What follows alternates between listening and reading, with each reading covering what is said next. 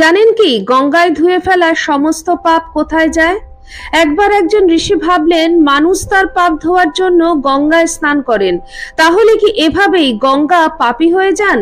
তিনি এই প্রশ্নের উত্তর জানার জন্য দেবাদিদেব মহাদেবের তপস্যা করেন। দেবাদিদেব মহাদেব তার তপস্যায় সন্তুষ্ট হন এবং তিনি প্রকট হলে ঋষি তখন তাকে জিজ্ঞাসা করেন গঙ্গায় ধুয়ে ফেলা সব পাপ কোথায় যায়। তখন প্রভু মহাদেব বলেন এই প্রশ্নটি দেবী গঙ্গাকেই করা হোক। প্রশ্নটি শুনে মা গঙ্গা বলেন আমি সমস্ত পাপ নিয়ে সমুদ্রে দিয়ে দিই, তাহলে আমি পাপী হলাম কি করে? তখন ঋষির মনে হলো তবে কি সমুদ্র পাপী? তখন ওই ঋষি এবং দেবাদিদেব মহাদেব সমুদ্রের কাছে যান। তখন সমুদ্রদেব বলেন আমি পাপী কিভাবে হতে পারি? আমি তো পাপকে বাষ্প করে তারপর মেঘ বানিয়ে দিই।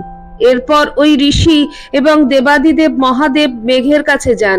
তখন মেঘ বলেন আমি পাপী নই, আমি সমস্ত পাপকে আবার জলে পরিণত করে আবার বৃষ্টিরূপে পৃথিবীতেই পাঠাই, যার ফলে ফসল উৎপন্ন হয় আর সেই ফসল খাদ্যরূপে মানুষই গ্রহণ করেন।